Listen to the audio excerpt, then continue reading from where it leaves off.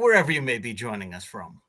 Welcome to another edition of The Digital Download, the longest running weekly business talk show on LinkedIn Live, now globally syndicated on the TuneIn Radio Network through IBGR, the world's #1 business, talk, news, and strategy radio network. Today, we're bringing Agile out of IT and into everyday improvement. We have a special guest, Mark Entrekin, to help us with the discussion. With over 40 years experience leading teams and organizations through transformation and continuous improvement, Mark has successfully guided numerous teams in adopting agile frameworks, not just for software, but for creating impactful solutions in all aspects of business and life. But before we bring Mark on to the show, let's go around and introduce everyone. And while we're doing that, why don't you in the audience reach out to a friend? Ping them, have them join us. We strive to make the digital download an interactive experience, and audience participation is highly encouraged. All right, with that, Adam, would you kick us off, please? Hi, everybody. I'm Adam Gray. I'm co-founder of DLA Ignite and his business partner. Tim always says, famous for writing the book. So I think my claim to fame is that I've written like a testimonial paragraph and comment in Tim's book and in Rob's book. Adam is the most famous testimonial writer ever. Yeah. There we go. Yes, awesome. We've all got to have something, haven't we? Let's be honest. Well, thank you, Adam, and welcome. Tim, thanks for joining us. Welcome. Thank you. Welcome. Welcome, everybody, and thank you. My name is Tim Hughes, and I'm the CEO and co-founder of DLA Ignite, and Adam's business partner. And I always say this, which is why it's part of the joke, that I'm famous for writing the book Social Selling Techniques to Influence Buyers and Changemakers. Excellent. Thank you. Tracy, good morning. Good morning, everybody. Calling in from Calgary, Alberta, Canada, where it was 7 o'clock in the morning. Who am I? I'm Tracy Boris, founder of TLB Coaching and events where we're all about people not doing crazy, stupid marketing, but doing really smart, strategic marketing instead. And I am a proud partner of DLA Ignite, and I have worked in software for quite some time, so I've experienced the Agile methodology in person, and I'm super excited today to see how we can bring that into our everyday business. Excellent. Thank you very much. We see Bertrand and then we don't, so when he comes on, we'll be sure to introduce him. Bertrand, you are still welcome to join us. Myself, I'm Rob Durant, founder of Flywheel Results, a proud DLA Ignite partner, and I am famous, well, not quite famous, for writing the book, The Social Enablement Blueprint, Stop Pitching and Start Selling. All right. With that, as I said, on the I think Tim has something to say. I just have a note from Bertrand on Slack that he's got connection issues and he said he can't join us. Oh, I'm sorry to hear that. Okay, thank you. This week on the Digital Download, we're speaking with Mark Entrekin. Mark will share how Agile can lead to more collaboration and better results, whether you're in the boardroom or at home. So let's bring him on. Mark, good morning and welcome. Good morning, everyone. How are you this morning? It's great to be here. All these happy faces. You guys are awesome. Thank you. Mark, let's start by having you tell us a little bit about you, your background, and what led you to where you are today. Wow, that's a long story, Rob. That may take the whole time. All right, you want a short story. I have been in IT since the 70s and just have loved it so much. It's been a truly awesome learning experience to go from the days, if you remember the little computer cards we used to have to type on those. Punch cards. Yes, and going to college with that kind of process was very interesting, and then to see the growth that we are to today. But I have a bachelor's degree in business information systems, a master's degree in organizational management, lots of experience going from company to company as a consultant, learning about the old ways of waterfall and how that worked, but things didn't work well because everything was running too late, couldn't keep up, couldn't keep track of all the processes and the long-term situations that occurred because you had to get everyone involved and had to have meetings. And then I learned about Agile. And I love when people call Agile a methodology because that's not what Agile is. Agile is a framework of rules and processes to put together Scrum, Kanban, DSDM, XP, and all the others. Those are our methodologies of how to use Agile. But Agile is about growing from a baseline that we have, I think, now have taken apart. But we'll go into that in a minute. More about me. I am based out of Denver, Colorado, but currently I am in southern Mississippi with family and enjoying the nice weather down here, high humidity. But it's been a great life, and I'm breaking more now into more speaking and coaching and consulting in the process, helping people with Agile as well as achieving unity or creating unity so we can achieve unity in the workplace and at home. Excellent. Thank you very much. So, Mark, I want to start with a foundational question, and I believe you started to address it, but let's get right into it. What is meant by Agile in the IT realm, and what are Agile principles? Okay, there's 4 principles to Agile, but let's go to the IT world first. Let's kind of talk about that. Because when Agile was written many years ago, it was written for the IT world. Everything was about programming and requirements and software, and it works very well. And I do support companies transitioning from the waterfall world into the agile world because it does work in software. What I have done is moved it a little bit away from the process of being so computer literate to being a little bit more open to how we can use it because we want to get around ideas such as requirements or software and turn software into solutions because what agile does and those 4 principles, I call them the crew: customer collaboration, responding to improvements, empowering individuals and interactions, and working solutions, can be used very well in software, but they can also be used very well in our daily life. So many things that we do are crossed over from the business world to the personal world. Who is our customer? Our customer could be our friend. Who are we working with and who are we building with? That type of collaboration is beneficial for all. And we don't talk enough. We don't share enough. But we want more customer collaboration, more friendly conversation than legal lawyerisms or contract negotiations, as Agile started with. When I talk about Agile, I'm talking about the manifesto. And I don't know how long you want me to go here on this, Rob, is answering your question. But I'll go just to these last 3 just quickly because you want to be responding to improvements all the time, as far as the second one, over following just plans. You want to respond to improvements over pacifying comfort levels because that's too much of what we do in the waterfall way. We have a comfort level. Somebody, well, we've done this before. I did it at another company.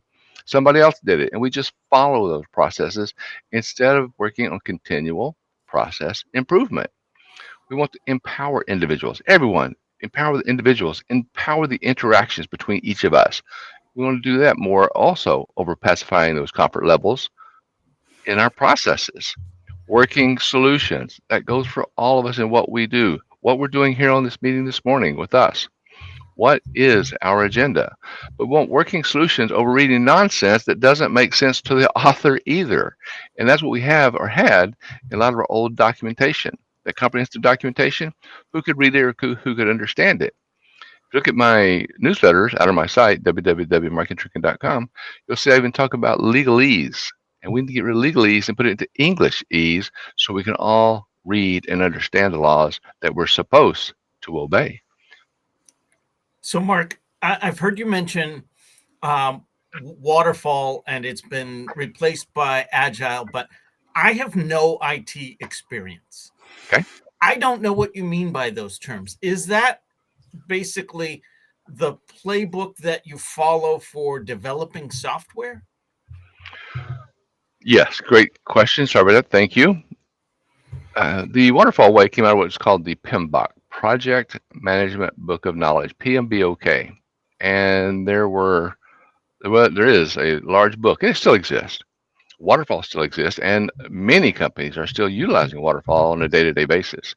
Some people say you can't do agile for everything. Well, everybody has an opinion. So waterfall is the process of doing your SDLC, your software development lifecycle, SDLC. And you go into requirements, you go into design, you go into programming, you go into testing, and you do all those in specific boxes. And one can't start pretty much until the last one has ended. It's just first in, first out, sometimes called FIFO. So in the software process, it's for people who have maybe used some spreadsheet software and written functions in there. You have a field, a column here, and you want something here. You write in there, take A1, multiply it times 4, and that's where it is in column B. That is a theoretical program or function in the simplest of terms.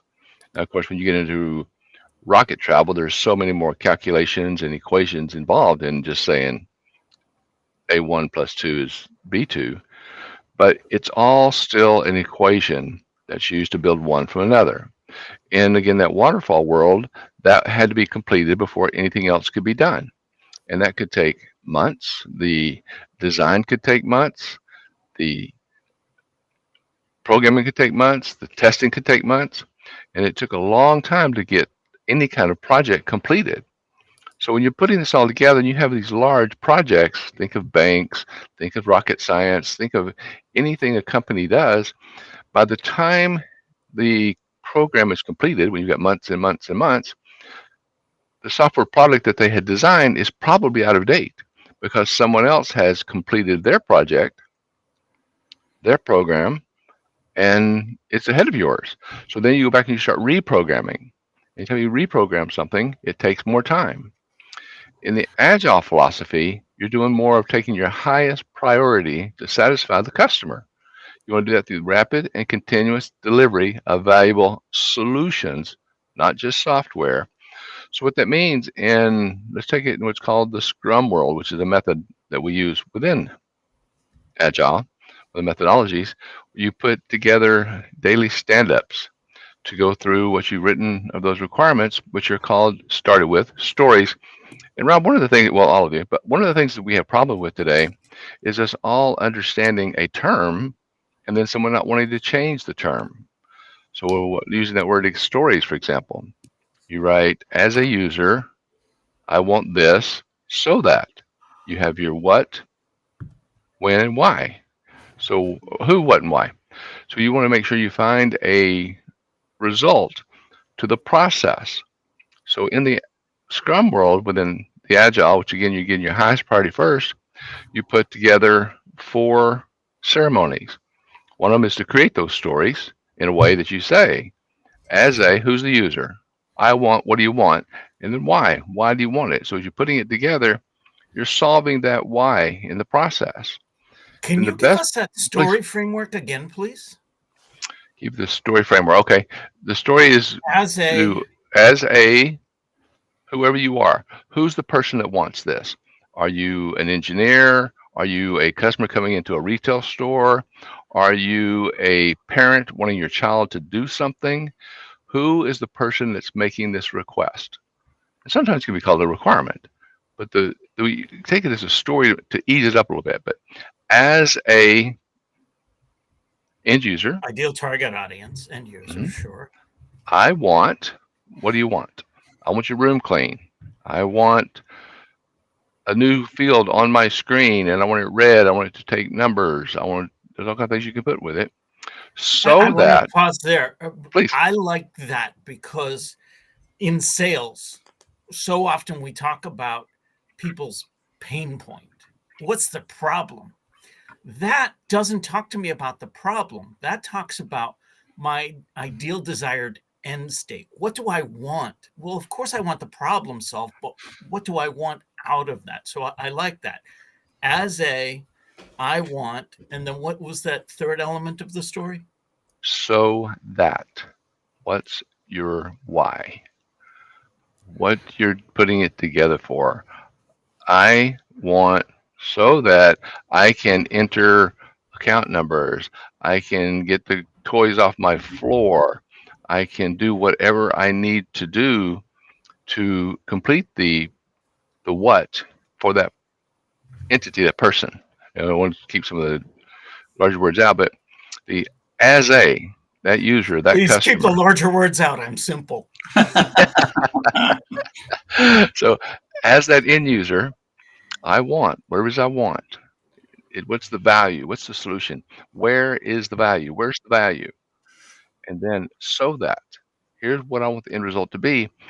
And it goes, well, it doesn't matter why, but yes, it does matter why, because as we get into the why of what we're doing something, we can all pitch in and continue to pitch in about what we're accomplishing and why we're accomplishing it so we can improve it. So again, we have those stories to start with, and then we have what's called story review. And we Well, go through before those. you go into the story review, let's stick with story for a minute. Tracy, Okay. I want to bring you in here. Yeah. You said you have background working with IT organizations, and I know you like a good story. I do love a good story. Tell me This a is- little bit about what you heard. Were you ever exposed to this plan of action? Okay, so what I'm experiencing as Mark is explaining the difference between waterfall and agile is that I think the software organization I was working for was using the waterfall methodology, but calling it agile and like using a Kanban board and Scrum, which are agile methodologies in the waterfall principles. So now I'm honestly a little bit confused about what's going on there. Because this is actually like for quite some time, I became like a default product manager for the product because I was responsible for the marketing of it and telling the story. I did all of the customer interviews and onboarding and all of those types of things. And story has always been important to me. So I was like constantly trying to pull the story out of this, but like we did not have this story formula that we used for any of the development that we did. And I'm thinking right now, like, how does stuff even get done the way if you don't know the story? Because you get caught up. I remember having this conversation, like it took days going back and forth as to like what color this button should be on the site, right? And I'm like, I mean, we need a button to do the thing, but like, who cares what color the button is? Or we could test the color of the button to see if it makes it easy. Like, why are we spending so much time? And like, if we had tried to put a story together for the color of this button, I'm pretty sure we couldn't have come up with any kind of reasonable story for who it's creating value for and what end result they're going to get. So I'm just very excited about this. And even from a like business perspective, like most of the work I do now is trying to help marketing teams convert from a cost center into a performance, like a revenue engine. And like this story, folks, this is the why. Why do you do that? Why do you want a revenue generating engine out of your marketing? Do you care? Or is it just because someone told you at some point that you should do it? I think there's like figuring out your real why, connecting it to a customer need, right? Like it's clearly the beginning part of the process, but I feel like it's being missed a lot of the time. Well, and I think that hints to the topic for today. We're bringing those agile elements out of the IT department and pointing out where everyone can actually apply that. And Rob, can I touch on something that? Absolutely, go for it. Good. Touch on something. Tracy makes a lot of great points in what she was talking about, because so many people, and of course there are 99 companies probably that has a Scrum certification or Agile certification or Kanban certification or XP certification, and everyone does it differently.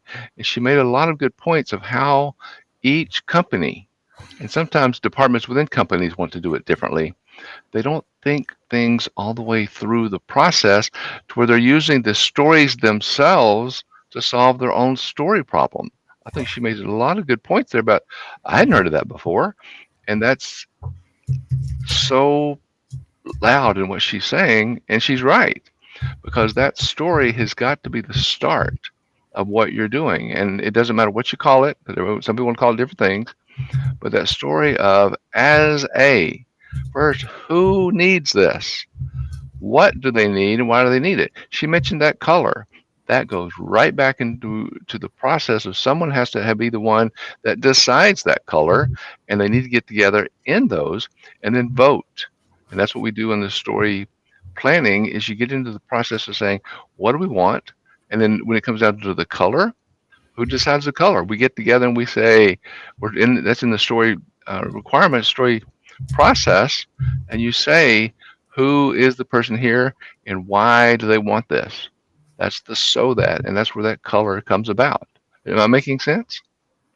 Sure. Yes. Adam, I think I interrupted you earlier. I apologize. Yeah, well, I was just going to say, in the run up to this, I did a little bit of googling. Now, obviously, anyone that gets to my age has heard terms like agile and scrum and waterfall and yada yada, all of these different terms.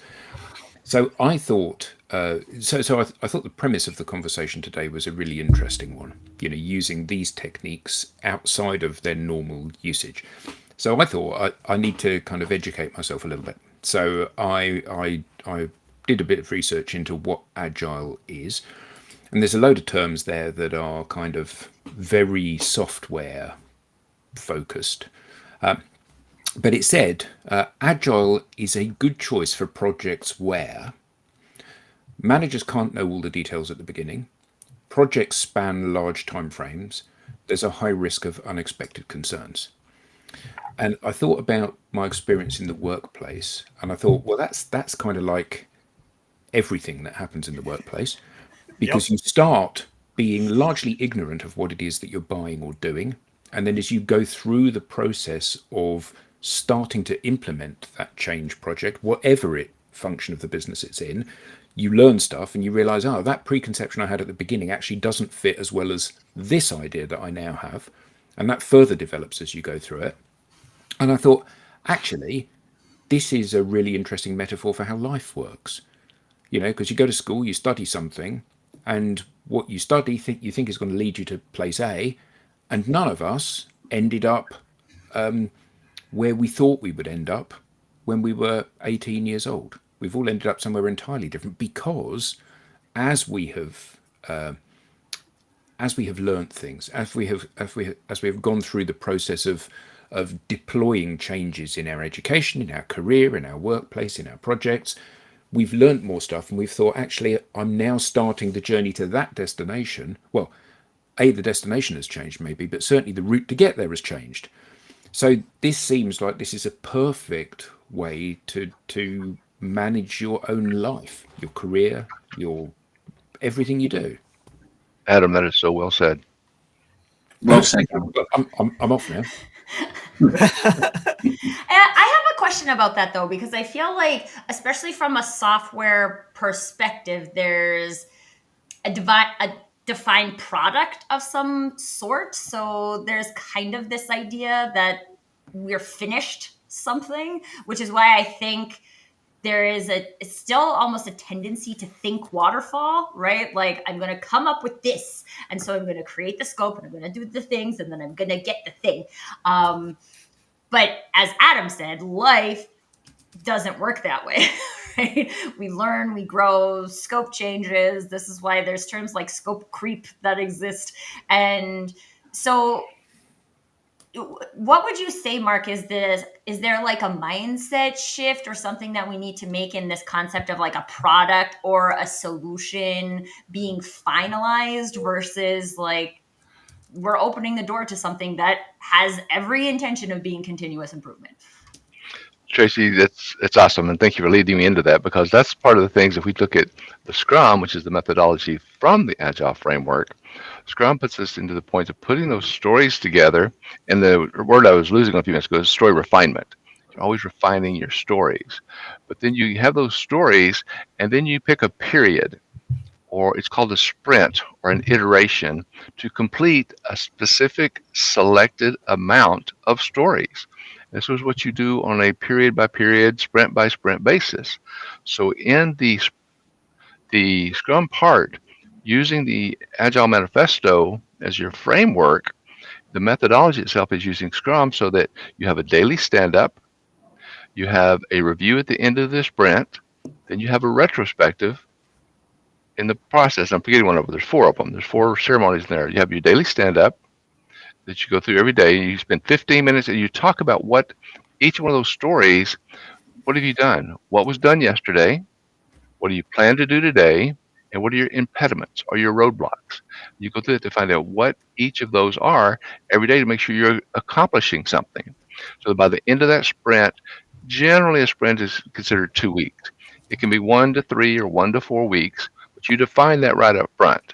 So each of those stories has to be able to be completed, broken down, the minimum viable product or service, so it can be completed in that sprint. They'll usually do 2 weeks. And so you get those done, and at the end of that sprint, you go through what's called a review. Some call it a demo, but it's a review because there's more discussion. And we'll talk about that in the retrospective in just a second. But at the end of that, you do a review of it, and in the review, you're showing what's completed. So you're showing the child, showing the parent the room. Here's what's completed, and I've got what I've completed in my room. Most of those should be done in a day, and that's okay. But some may be longer. In a software product, you're wanting something done on your screen. You want that field completed. You want it to do something. So at the end of that sprint, you show your end user the as a what is accomplished. And not only that, during that sprint, you're showing your completion ratio through that daily stand-up. I want that field on my screen. So you're saying I'll have that field on my screen done in half to 3 days. And you're showing them how much you've done on a daily basis, and then when it's done. Then of course you have situations where there's dependencies from sprint to sprint, but that goes into the process.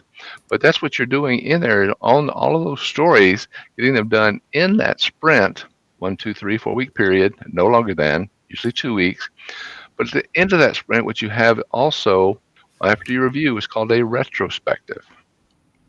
And in that retrospective, you looked at what worked of all those stories that you put together, how many of them did you complete, what didn't work, how many didn't complete, and then why. And you may even create stories at the end of that retrospective to fix the problems that didn't work during that last sprint. So that retrospective is very important. So you're putting these together, you're doing all of your work during that sprint, that iteration, and that's usually that 2 week period, and you have those identified stories where the as a, the end user, whoever that might be, can say, yes, that's not done, yes, it is done, or wait a minute, I thought I said the color was blue, you gave me a light blue. It's still blue, but that just shows that the refinement of that story was not done well enough to clarify what color blue that you may have wanted. That's why you also had that retrospective at the end of your sprint.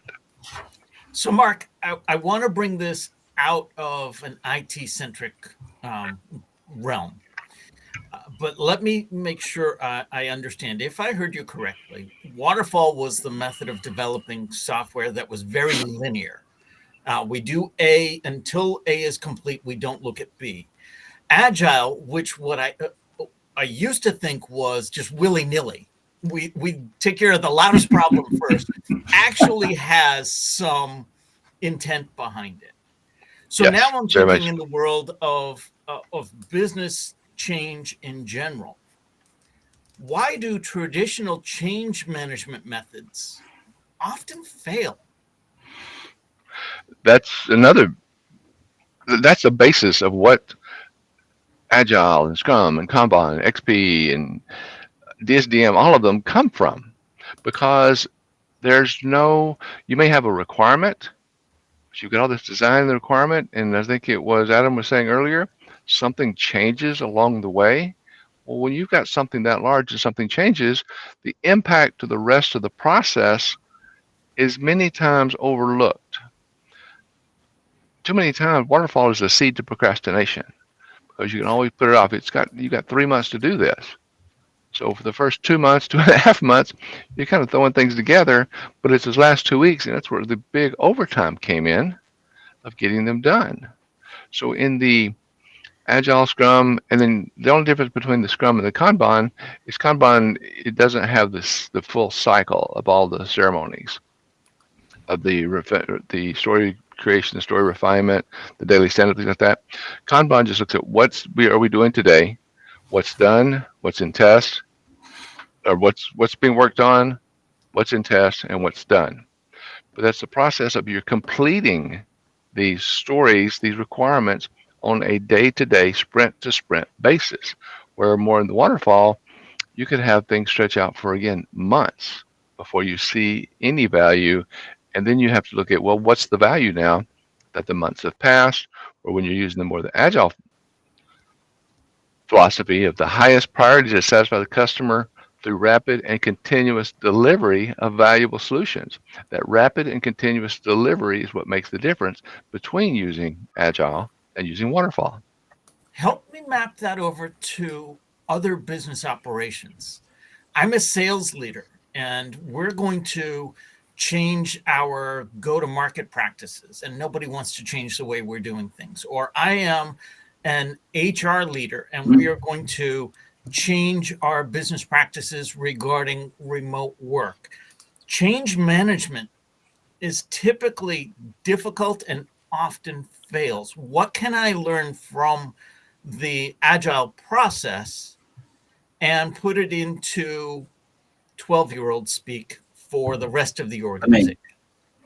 Well for said. Tim. Okay, first on that process, you said let's just take one of them, HR, whatever. You're gonna make some, and one of the things we look at or that I preach on is a change is short term and improvement is long term. We have to make changes in the process, but we'll make sure that change is part of the improvement. But let's say you're taking an HR and you have a program that's going to happen in 3 months, 12 months. You don't use that waterfall process of saying, well, here's some things that we're going to do and we'll get them done in 3, 6, 12 months. And then 2, 5, or 11 months later, you're not done. You're not where you want to be. If you use the Agile manifesto for the framework, you're going to take that HR project and say, what are we going to do? Then we take all things we want to do and then we break them down into the smallest viable product or service.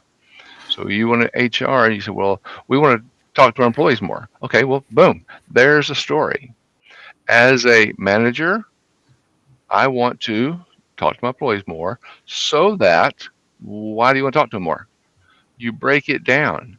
They say, well, there's several reasons. Boom, there's multiple stories. And then you complete those again in that 1, 2, 3, no more than 4-week period. You put that process of what you're going to do in that new HR program and you break it down so that it's achievable. Each one of those stories, each one of those requirements, each one of those needs, each one of those wants, that it's completed in that period.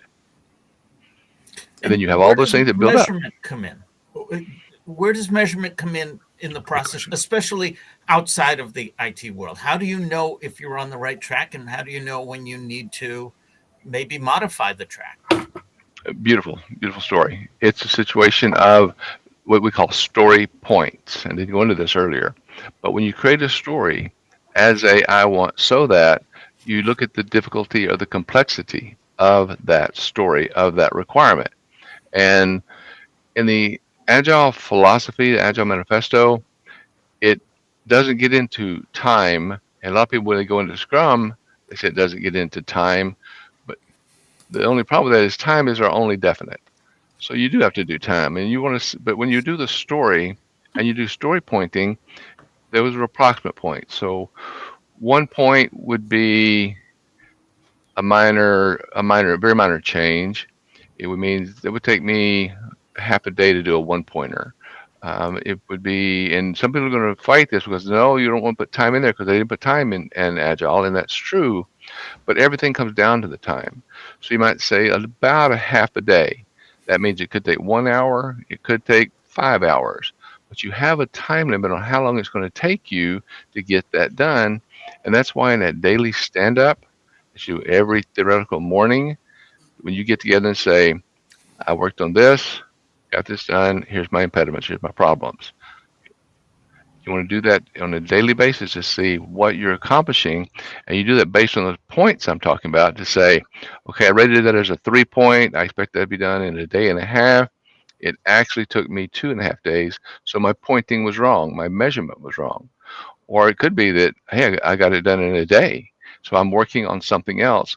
And in your sprint, in your iteration, in that sprint planning, you have multiple stories to work on.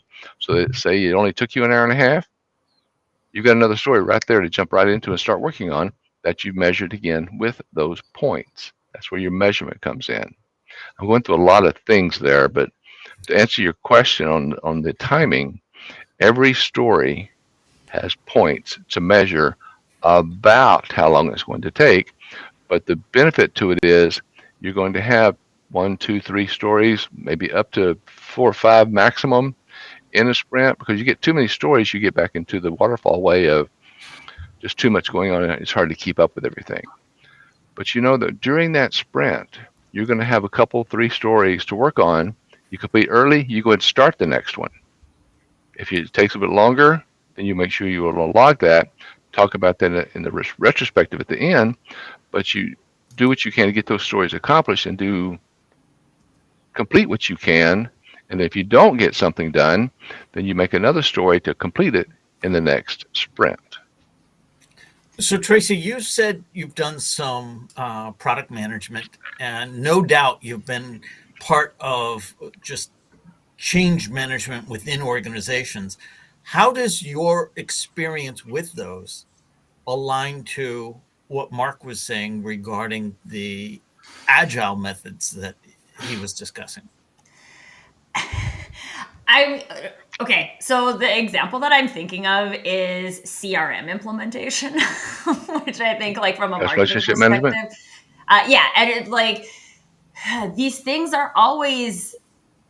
I've never actually seen one that's been run as agile. Like, every single one has been structured as waterfall. Like, we have this CRM, we're moving it to this CRM, we have to take the data out of this one, we have to build the data structure in this one, we have to input the data into that one, and that's very, like, linear process. And then what happens almost every single time is that the new CRM looks exactly like the old CRM, and people don't use it any differently, except we spent $50,000 in doing this switchover. But when I think about that, I'm like, as you're talking, Mark, I'm just thinking of, like, all of the things, all of the projects, all of the changes, all of the product design that I've been through that do not have stories. And I feel like this is the big missing piece. And I don't know if it's just like I'm taking all of the notes, and maybe it's just because I, like, identify as a storyteller, but, like, even this concept of story pointing, right? Like, I'm imagining the story being the 3 little pigs. Right? The 3 little pigs. There's the beginning of the story. There's the end of the story. There's stuff that happens in the middle. But there's a straw house, and there's a log house, and there's a brick house, and there's a big bad wolf, and there's, like, points of the story. Right? And when we are telling the story, we know if we've missed a point. Right? Like, we can tell that we've missed the point because we know what the story is supposed to be. And when we're talking about nursery rhymes and fairy tales, then maybe that seems easy to understand. But when we look at our business process and improvements and changes, like, do we actually know the story? Like, who is this for? And, like, and to address your question too, Rob, like, how do we track that we're going there? Because I can also track in software that we've delivered a lot of features.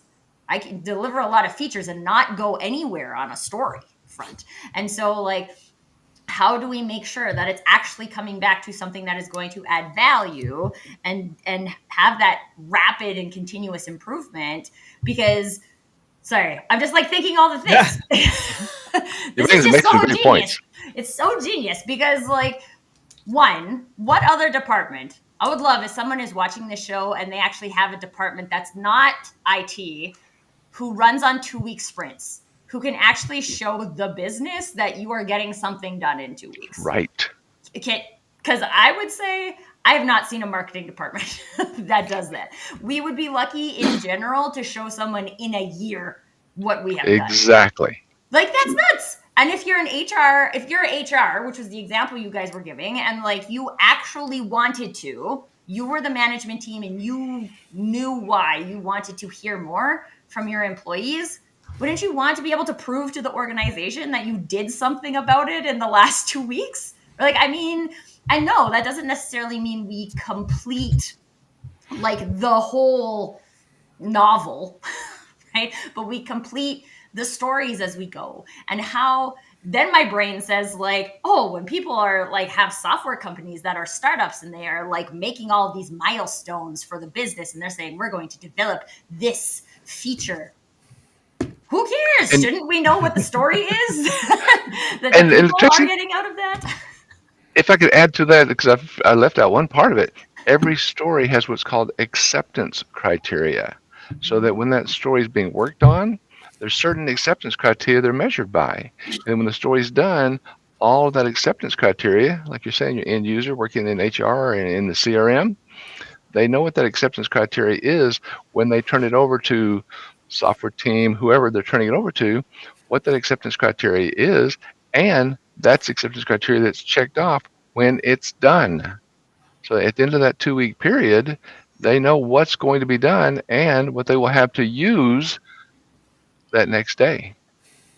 Well, and I think Tim, too, Adam, sorry, I just want to share a quick thing about like how I see that in marketing, because like it still sounds like kind of a software type of example, but like if we are trying to create digital ads, right? Like, one, let's set up the story of why we're trying to create digital ads. But then if we have these like really clear acceptance criteria that allow us to all understand when this story is making progress, right? Then we're actually tracking against the story. Now we have data points. Again, like Rob, you were talking about, we have data points and they're unique for each story, but we have data points, acceptance criteria to track that. And that is relevant for any kind of business work product. Okay, Tim and Adam, I wanted to ask. Go ahead. Yeah, thanks. Tracy talked about implementing a new CRM, and at the end of the day, the new CRM looked just like the old CRM. I know in your past experience, you both worked for an organization where you sold large software products. What did it look like on the other side of that relationship where they were implementing something and they had to deal with change management? And were they looking to you for support on the steps throughout the process, or was it sold and done? What did you observe? And maybe where could these agile methodologies have helped support the sale? I think that yes, and I think from what Adam read out earlier on, most definitely Agile can help within non-IT environments. And from what Mark has explained, most definitely, there's a very clear structure here to support change, because change is, if moving one CRM to another CRM is relatively simple. Okay, you're going to spend $50,000 and you've got to move these bits, the IT and the data across, but actually it can be done. The big difference is actually getting people to use the CRM in the first place, which is a change, has change consequences. Moving people from I'm not filling in the CRM because it means nothing to me to I can't wait to wake up in the morning and fill the CRM in is okay, you might not quite get them to people like that. But no one ever. Yeah, but I've never heard anybody say that. but that change is fundamental to getting people to use the system, and so what Mark's saying is spot on. Yeah. But also, I think it speaks to the difference between the change and the improvement that Mark outlined, right? Like, we can change a lot of things, and just by changing something doesn't necessarily mean that it's an improvement. So how are we making sure that if we're going to go through the effort of the change, even if it's a seemingly small change, but I mean, for some companies I've worked with, a $50,000 CRM shift is a big change. And so if we're going to do that, we do want to make sure it's an improvement. What is the story that will make that an improvement instead of just a switch? Yeah. Very well said. And if we could just take it out to something simple, and everything does break down to something simple, even rocket flights. But let's just take a child cleaning their room. You say, son, daughter, whatever, go clean your room. Okay. The son or daughter goes in there and moves some toys around. Okay. Well, that toy movement was cleaning the room to the child. Well, that's probably not what the parent wanted. But the process is in the Agile manifesto, you want to talk about the team, the solution delivery team must work together daily throughout each iteration, each sprint to value accountability and responsibility based on those stories and that acceptance criteria. So, what do you want your CRM to do? Where is that improvement?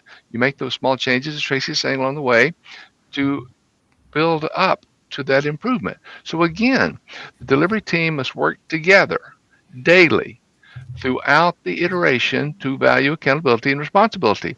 That child needs to vacuum the floor, pick up the toys, so wipe off the desk, whatever it may be. And that's the same thing for putting a rocket ship together. And I have worked on with companies in Lockheed Martin in that process. It's all breaking everything down into a minimum viable product or service.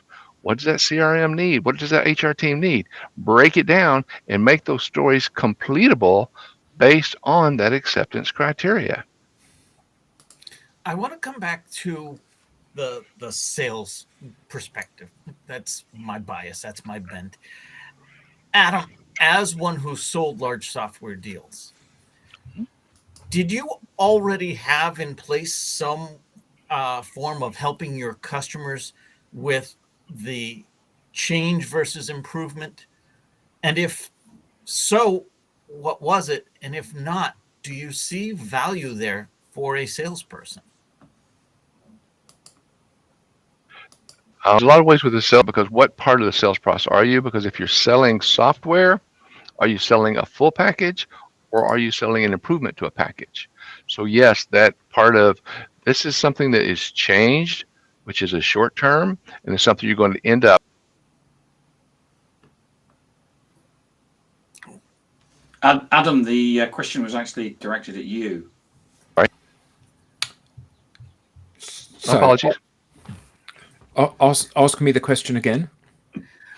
Regarding change versus improvement, what is the seller's responsibility in that regard? And did you take that responsibility? Did you have practices in place to help you with that? And if not, do you see value in doing so?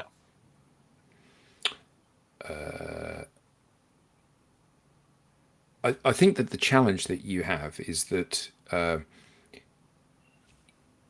every buyer is different, and I think to invest a huge amount of effort in engaging with the buyer around a product or a sale runs the risk of you formulating all of your strategies based on an interaction with one individual organization.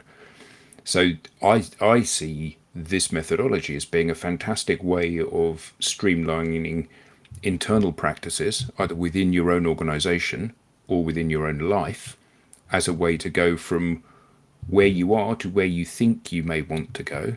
And I think that's the key part, isn't it? It's like when you set out on the journey, you know you're heading east. You don't actually know where you're heading, but you know you're heading east. And as you go down the road, you redefine what your objectives are, because you can't possibly have for a complex thing, you can't have all of the information at the beginning. And certainly I would see real risks in terms of me engaging with Rob as a buyer and me formulating all of my sales strategy on how Rob responds to what it is that I'm trying to do. Now, clearly, you may completely disagree with that, and you might go, "Well, the customer's always right," and yeah, but I think that so often what we see is we see organisations and individuals looking for a one size fits all. I had the following conversation with Rob, and therefore that's how the conversation will play out with everybody. And I think that that's probably an unreasonable expectation.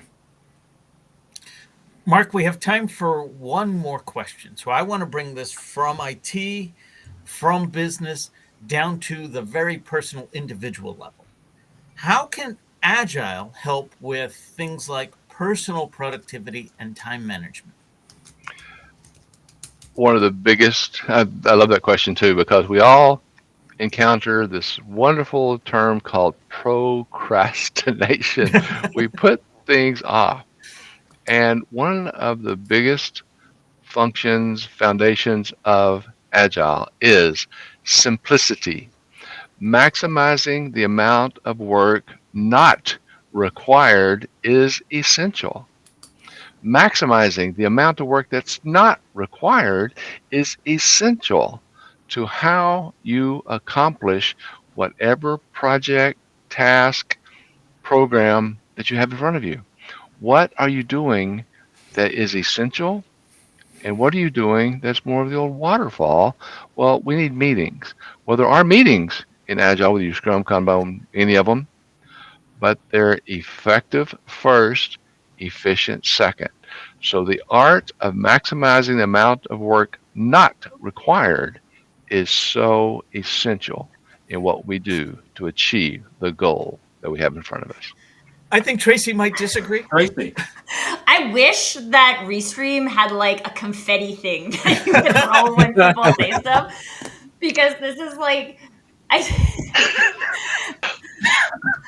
say this all the time. It's like I was having a conversation with my husband yesterday because he was on the phone at like 5:30 with his leader who is in Eastern time. So it's like 7:30 p.m. And then he was like, oh yeah, my VP was saying she was doing work at like 12 o'clock at night. And I was like, why are people doing these things? It's like we have no desire for personal productivity anymore. And we just like do stuff to make it look like we're so important and we're so busy. And like most of it doesn't do anything. It doesn't contribute to a story. I can tell you that, unless your story is that I'm only important if I'm busy working all the time.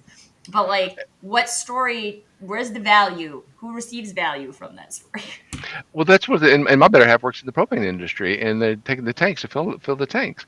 How much of that process are they actually accomplishing something, breaking everything down to that minimum viable product or service so they can then maximize the effectiveness of what they're doing? And a lot of people don't want that accountability, and that's what I mentioned earlier, value, accountability, and responsibility, which challenges a lot of people beyond their comfort level, right? There we go. Man, I just feel like Mark and I are going to be best friends after today. There you go. Awesome. Yet another relationship built on the download. We could do this. Mark, this has been great. Where can people learn it. more? How can they get in touch with you? The best way, and again, that's what my background had. I couldn't get my background up today, but the best way is to get me at mark@markentrekin.com as the email, or go to www.markentrekin.com, or call me at 303-FOCUSED, 303-362-8733, because we all have to be reality focused to reach the goals that we have set in front of us. Awesome. Excellent. We now have a newsletter. Don't miss an episode. Get episode show highlights, get beyond the show insights, and reminders of upcoming episodes. You can scan the QR code on screen or visit us at digitaldownload.live/newsletter. On behalf of the panelists, to our guest Mark, and to our audience, thank you all for being a part of the Digital Download, and we'll see you next time.